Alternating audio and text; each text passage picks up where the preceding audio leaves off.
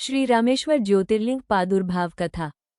इस शिवलिंग की कथा त्रेता युग से जुड़ी हुई है।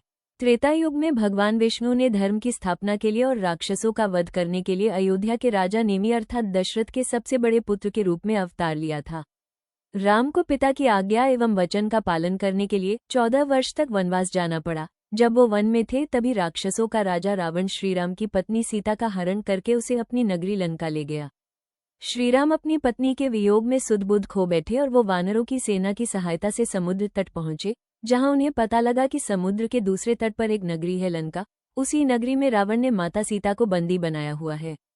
श्रीराम ने रावण को हराने के लिए समुद्र पर एक पुल बनाया और अंत में रावण का वध कर दिया।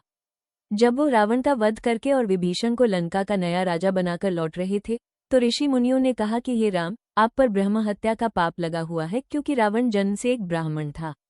श्रीराम ने पूछा कि यह पाप कैसे उतरेगा, तो ऋषियों ने सुझाव दिया कि आप भी शिव के भक्त हैं और रावण भी शिव का भक्त था, अतः आप भगवान शिव से इस पाप से मुक्ति प्राप्त करने के लिए पूजन करें।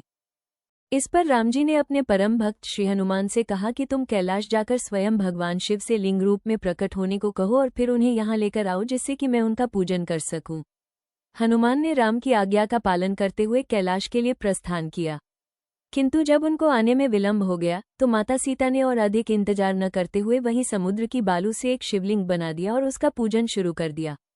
इधर हनुमान जी भी शिवलिंग लेकर आ गए और इस प्रकार उस शिवलिंग को भी बालू के शिवलिंग के बराबर में ही स्थापित किया गया और इस प्रकार सीता माता द्वारा बनाए गए लिंग को रामलिंग और हनुमान जी द्वारा लाए गए लिंग को विश्वलिंग कहा गया।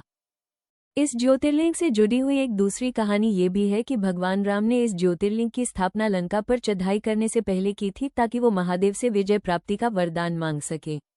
और क्योंकि यहाँ राम ने अपने ईश्वर अर्थात शिव की आराधना की, इसलिए इस स्थान को रामेश्वरम कहा जाने लगा।